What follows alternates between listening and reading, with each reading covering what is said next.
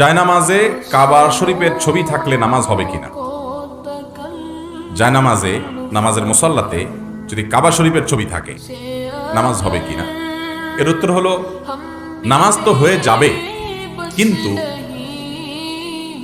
জায়নামাজের মধ্যে খুব বেশি নকশা, খুব বেশি কারুকার্য, এমনকি খোদ কাবা শরীফের ছবিও না থাকাই উত্তম এবং বেটার। জায়নামাজ কেনার সময় প্লেন জায়নামাজ কিনবেন সব সময়। কিরকম জায়নামাজ?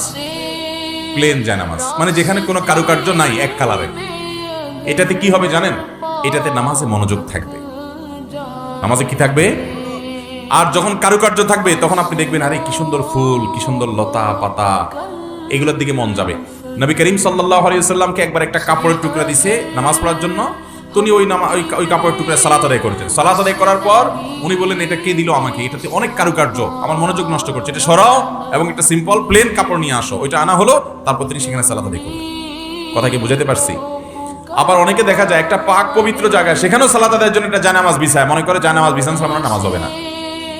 এটা ভুল ধারণা। হ্যাঁ, কোথাও ধুলাবালি আছে, আপনি পরিষ্কারের জন্য বা ঠান্ডা আছে, আপনি ফ্লোরে জায়নামাজ বিছায় সালাত আদায় করছেন, করতে পারেন, কিন্তু জায়নামাজ যেন কারুকার্য না থাকে।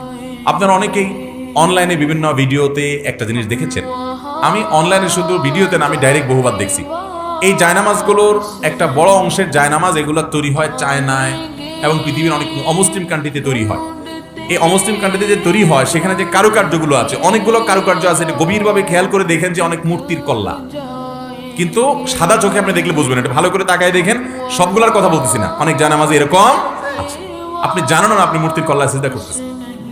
অহরহ এরকম আছে, অহরহ, একটা দুইটা না, আমরা জানিও না।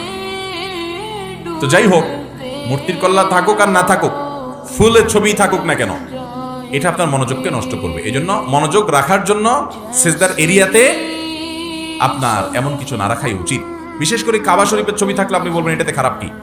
এটাতে খারাপ কিছু নাই, কিন্তু কাবা শরীফ আপনি যদি তওয়াফ করতে করতে কাবা শরীফের দিকে তাকায় তাকায় তওয়াফ করেন, বিশেষ করে সালাত আদায় করেন, মক্কা যারা যান উমরা করতে, হজ করতে, ফুকাহায়ে কেরামের মতে আপনি একেবারে কাবার সামনে দাঁড়ায়া, কাবার মাতাফের মধ্যে দাঁড়ায় আপনি সালাত আদায় করতেছেন ইমামের সাথে, ওই ইমামের সময় ওই সালাতের সময় আপনি কাবা শরীফের দিকে তাকায় থাকেন, তাহলে নামাজ মাকরুহ হবে।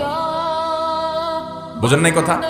কাবা শরীফের একেবারে সামনে কেউ সালাত আদায় করতেছে, এই সালাত আদায় করার সময় উনি সালাতের মধ্যে কেরাত পড়তেছেন, কোন দিকে তাকায় তাকায়?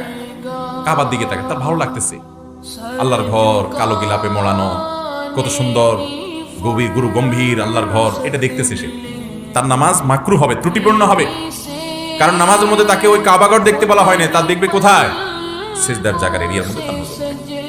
তাহলে আপনি নামাজের জায়নামাজে যদি কাবার ছবি নিয়ে আসেন, তাহলে আপনি সেই কাবার ছবি দেখলেন, মানে মনোযোগ অন্যদিকে দেওয়া এটা উচিত না। সিজদার এরিয়াতে নামাজ নজর থাকবে আর মনোযোগ দিবেন আল্লাহর দিকে, এমনকি বাইতুল্লাহর দিকেও তাকায় থাকবেন না। আবার কাবা ছবি যখন জায়নামাজে থাকে, অনেক সময় দেখা যায় আমরা পাড়াই, আছে না নাই? কাবার ছাদেও তো মানুষ দরকারে উঠে, সেটা তো দরকারে উঠে, কিন্তু বিনা প্রয়োজনে অনেক সময় দেখা যাবে বাচ্চা বড়রা পাড়াপাড়ি করতেছে, তো কাবার ছবিকে পাড়াপাড়ি করছেন, হারাম হয়ে যাবে আমি বলছি না, অনিচ্ছাকৃত হয়ে গেলে, কিন্তু এটা তো একজন মুসলমানের কাছে খুব ভালো লাগার কথা না। এই জন্য এই ধরনের জায়নামাজ না কেনা ভালো। কিন্তু যদি এগুলো কিনে ফেলেন, এগুলোতে নামাজ হবে, কিন্তু আবার ভুল বুঝিয়েন না যে আমি ফতোয়া দিছি নামাজ হবে না, নামাজ হয়ে যাবে, কিন্তু এটা না করতে পারলে ভালো হয়। প্লেন জায়নামাজে নামাজ পড়ুন, দেখবেন মনোযোগ ধরে রাখা সহজ হয়, গম্ভীর থাকে, হ্যাঁ, একটা ভারত্ব থাকে। আল্লাহ আমাদেরকে তৌফিক দান করুন।